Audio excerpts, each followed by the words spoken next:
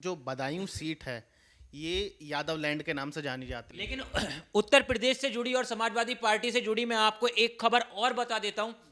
तो अब वो भरसक प्रयास करेंगे कि अपनी बेटी को दोबारा वहां से जिताएं ताकि समाजवादी पार्टी से वो अपना कांग्रेस को इस वक्त जो है वो राजनीति का डूबता हुआ जहाज माना जा रहा है। नमस्कार, आर्या न्यूज देख रहे हैं आप और मैं हूं आपके साथ ऋषभ चौहान।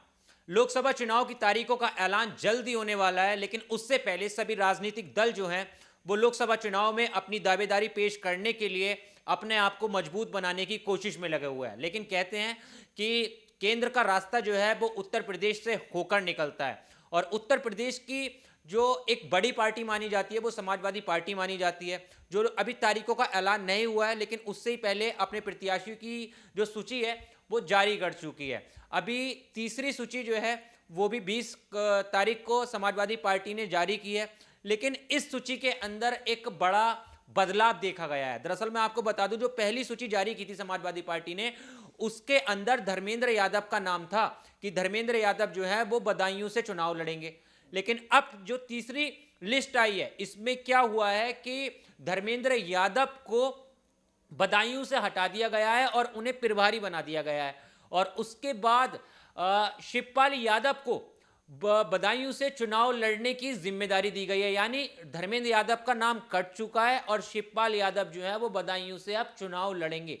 तो ये एक बड़ा बदलाव जो है वो देखा गया है और इस बदलाव के बाद जो है राजनीति के अंदर काफी ज्यादा चर्चाएं होने लगी हैं कि आखिर ऐसा क्यों हुआ है। तो इसी मुद्दे पर मेरे साथ बात करने के लिए मेरे सहयोगी रिजवान मेरे साथ मौजूद हैं, जो लगातार राजनीतिक मुद्दों पर अपनी पकड़ बनाए रखते हैं, लगातार उनकी अपडेट जो है वो ये लेकर आते रहते हैं। तो मैं सीधे सीधे रिजवान से बात करूंगा और जानने की कोशिश करूंगा कि आखिर इतना बड़ा बदलाव जो हुआ है वो क्यों हुआ है।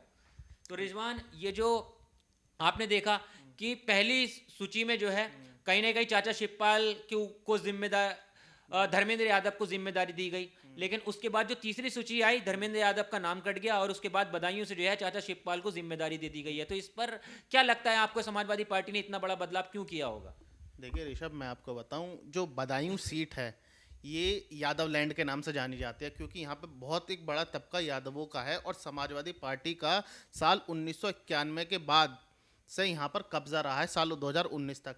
पहले वहाँ से स्वामी चिन्मयानंद जो आखिरी भाजपा के उम्मीदवार थे, जो वहाँ पे लास्ट साल 1991 में समाजवादी पार्टी को उन्होंने हराया था और भाजपा का कमल खिला था। लेकिन उसके बाद जो सलीम शेरवानी है, जिन्होंने हालिया में अपने समाजवादी के महासचिव पद से इस्तीफा दिया, 4 बार सांसद रहे हैं। खुद धर्मेंद्र यादव वहाँ से 2009 2014 2 बार सांसद रहे हैं, हालांकि वो 2019 में हार गए थे।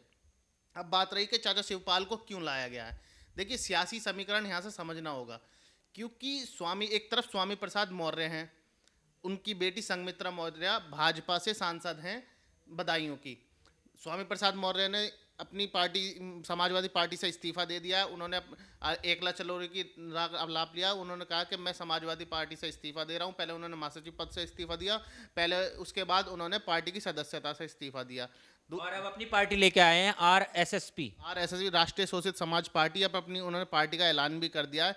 लेकिन समाजवादी पार्टी को यहाँ पर डर था कि अगर समाजवादी पार्टी बदायूं इस बार हार गई तो उसकी बहुत फजीहत हो जाएगी उत्तर प्रदेश में, और जो उसका खुद का गढ़ माना जाता है। हालांकि उपचुनाव में वो खुद अपना गढ़ आजमगढ़ भी हार चुकी है, वो एक बात अलग है। लेकिन धर्मेंद्र यादव को हटाकर, पहली सूची में धर्मेंद्र यादव का नाम था, उसको हटाकर चाचा शिवपाल को लेके आना, ये अपने आप में बता देता है कि इस बदायूं लोकसभा सीट जो है वो कितनी महत्वपूर्ण है यादव परिवार के लिए। यादव परिवार हमेशा से बदायूं सीट पर मजबूत रहा है और अब की बार किसी भी कीमत पर अखिलेश यादव बदायूं को नहीं हारना चाहते, क्योंकि अगर अब की बार बदायूं हारे तो सीधा सीधा उनके नेतृत्व पे सवाल उठ जाएंगे और कहीं ना कहीं ये उनको घाटे का सौदा मालूम होगा। इसलिए समाजवादी पार्टी के सबसे वरिष्ठ जो है दिवंगत नेताजी मुलायम सिंह यादव के बाद समाजवादी पार्टी में सबसे वरिष्ठ नेता मुलायम सिंह के बाद चाचा शिवपाल हैं। इसलिए चाचा शिवपाल को वो मैदान में लेके आए हैं और उनको जिम्मेदारी दी है कि आप यहाँ से लोकसभा चुनाव लड़ें और जीतें। और बात करेंगे धर्मेंद्र यादव की। धर्मेंद्र यादव को अभी प्रभारी बनाया गया है आजमगढ़ का। हालांकि 2022 में वो आजमगढ़ का उपचुनाव जो है हार गए थे। लेकिन स्वामी प्रसाद मौर्य जो है, जब से उन्होंने ये इस्तीफा दिया और उसके बाद से ये बड़ा बदलाव जो है वो देखने को मिला है, क्योंकि कहीं ना कहीं समाजवादी पार्टी जो है वो बदायूं सीट पर रिक्स बिल्कुल भी नहीं लेना चाहती। लेकिन स्वामी प्रसाद मौर्य जो है, मुझे जहां तक याद है कि विधानसभा चुनाव के वक्त वो पार्टी के अंदर आए थे, लेकिन उसके बाद चुनाव भी नहीं जीत पाए थे। फिर भी उसके बाद एमएलसी बनाकर उन्हें जो है विधानसभा परिषद जो है वो भेजा गया था। और कल डिंपल यादव का भाई इस पर बयान आया था। अखिलेश यादव ने तो चुप्पी साध रखी है जब से उन्होंने इस्तीफा दिया है, लेकिन डिंपल यादव ने कल आकर मीडिया से बात की थी तो उन्होंने ये बयान भी दिया था और स्वामी प्रसाद मौर्य के ऊपर, और ये भी कहा था कि वो भले ही पार्टी छोड़कर चले गए हैं लेकिन हम उनका आदर करते हैं और आगे भी करते रहेंगे। लेकिन आपको नहीं लगता कि स्वामी प्रसाद मौर्य ने जैसे समाजवादी पार्टी को छोड़ दिया है तो उसके बाद कहीं ना कहीं समाजवादी पार्टी को एक बड़े वोट बैंक का खामियाजा भुगतना भी पड़ सकता है? इसकी सबसे बड़ी वजह यही भी मानी जा रही है कि जो बदायूं में जो चाचा शिवपाल को लेके आया गया है अखिलेश यादव की ओर से, ये दाव चला गया है, इसमें कहीं ना कहीं बड़ा फैक्टर स्वामी प्रसाद मौर्य का भी है। अब स्वामी प्रसाद मौर्य इसलिए महत्वपूर्ण हैं क्योंकि वर्तमान में बदायूं से सांसद उनकी बेटी हैं और क्या कहते हैं स्वामी प्रसाद मौर्य, जबकि अब वो समाजवादी से अलग हो चुके हैं, उन्होंने अपनी राहें जुदा कर ली हैं समाजवादी पार्टी से, तो अब वो भरसक प्रयास करेंगे कि अपनी बेटी को दोबारा वहाँ से जिताएं ताकि समाजवादी पार्टी से वो अपना बदला ले सके एक तरीके का। क्योंकि राजनीति में ये कहा कि आपने हमारी कद्र नहीं की, अब हम आपको दिखाएंगे कि हमारी ताकत क्या है। और स्वामी प्रसाद मौर्य की बेटी बहुत कम मार्जिन से पिछली बार जीती थी, मुझे याद है कि मुश्किल से धर्मेंद्र यादव में और स्वामी प्रसाद मौर्य की बेटी संघमित्रा मौर्य में मुश्किल से 3% का वोट शेयर का अंतर था, तो जब संघमित्रा मौर्य वहाँ से जीती थी। अब दूसरा सवाल ये है कि स्वामी प्रसाद मौर्य की बाद सलीम शेरवानी इसलिए महत्वपूर्ण है कि 4 बार के सांसद वो बदायूं से रहे हैं सलीम शेरवानी, और सलीम शेरवानी के तल्ख टिप्पणी और उनके भी जो मतभेद हैं वो खुली तौर से जाहिर हो रहे हैं। जब राज्यसभा का चुनाव हुआ और तीन राज्यसभा सीट समाजवादी को अलॉट हुई और उन्होंने समाजवादी पार्टी ने एक भी मुस्लिम कैंडिडेट को राज्यसभा नहीं भेजा, इसको लेके सलीम शेरवानी ने अपना इसको मुद्दा बनाया और इसको कहा कि ये पीडीए नहीं है, ना ही इसमें अल्पसंख्यक है, ना ही इसमें दलित है। तो सलीम शेरवानी भी जो है वो अभी पूरी तरह से समाजवादी पार्टी से किनारा नहीं करा है, खाली सिर्फ महासचिव पद से जो है उन्होंने कोशिश कयास सियासी बाजार में यही कयास लगाए जा रहे हैं कि सलीम शेरवानी स्वामी प्रसाद मौर्य के पद पर चलते हुए कभी ना कभी अभी कुछ ही दिन में इस्तीफा दे देंगे सदस्यता से, प्राथमिक सदस्यता से भी इस्तीफा दे देंगे। लेकिन उत्तर प्रदेश से जुड़ी और समाजवादी पार्टी से जुड़ी मैं आपको एक खबर और बता देता हूं जो अभी थोड़ी देर पहले ही आई है। अखिलेश यादव का बयान आया है कि जिन 3 सीटों को लेकर कांग्रेस और समाजवादी पार्टी के अंदर सहमति नहीं बन रही थी, वो सहमति भी जो है अब बनते हुए नजर आ रही है और कांग्रेस को जो है 17 सीटों का प्रस्ताव दे दिया है अखिलेश यादव ने उत्तर प्रदेश के अंदर। इस पर आपकी क्या राय है कि अगर कांग्रेस के साथ जा रहे हैं तो क्या इस बार यूपी में 2 लड़के फिर से देखे जाएंगे?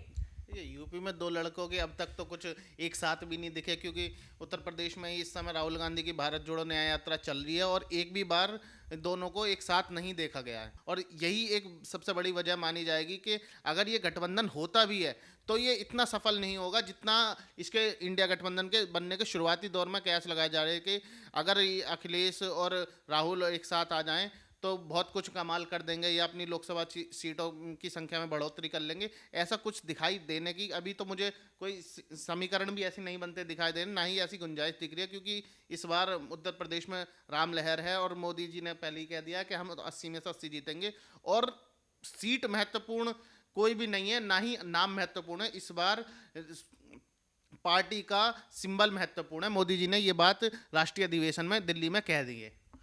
यहाँ पर अखिलेश यादव जो है इस बार के लोकसभा चुनाव पर फिर वही पुरानी चाल चल रहे हैं, फिर वही पुरानी ट्रिक को पर एक बार फिर से दाव खेलना चाहते हैं। विधानसभा चुनाव में एक बार फिर से राहुल गांधी के साथ वो आए थे लेकिन कोई ज़्यादा फायदा नहीं हुआ था और उस वक्त कहीं ना कहीं मेरा मानना तो यह है कि अखिलेश यादव अगर अकेले चुनाव लड़ते तो फिर भी वो काफ़ी सारी सीटें जो है वो लेके आ सकते थे। लेकिन कांग्रेस को इस वक्त जो है वो राजनीति का डूबता हुआ जहाज माना जा रहा है और अखिलेश यादव ने डूबते हुए जहाज पर सवारी की, जिसके बाद उन्हें खामियाजा भुगतना पड़ा था और अखिलेश यादव भी उत्तर प्रदेश के अंदर चुनाव विधानसभा का जो है वो हार चुके थे। लेकिन अब फिर से वही गलती जो है दोबारा दोहरा रहे हैं।